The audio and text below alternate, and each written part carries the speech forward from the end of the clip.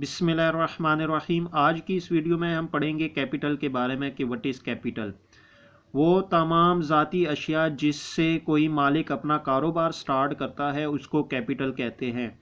Capital means that amount or assets which is invested introduce by owner into business is called capital.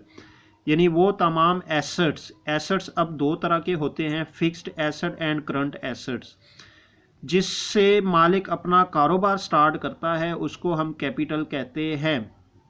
मिसाल के तौर पे असलम एक कारोबार करना चाह रहा है, वो कोई कारोबार स्टार्ट करना चाह रहा है, लेकिन उसको कारोबार स्टार्ट करने के लिए इन्वेस्टमेंट कैश की भी ज़रूरत है और उसके पास फिक्स्ड एसेट में फर्नीचर और कंप्यूटर, ये दोनों चीज़ें पड़ी है ज़ाती तौर पे।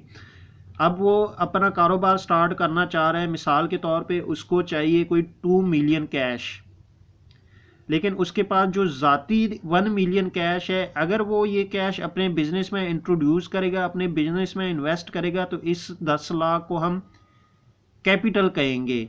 और अगर वो ये फर्नीचर 15,000 और कंप्यूटर भी 25,000 का इसमें इन्वेस्ट करेगा, इंट्रोड्यूस करेगा, अपने बिजनेस में यूज़ के लिए लेके आएगा, तो उस दोनों चीज़ों को भी हम कैपिटल कहेंगे। इन तीनों चीज़ों की को मिला के जो आपके पास वैल्यू बनेगी उन सब को हम कैपिटल कहेंगे।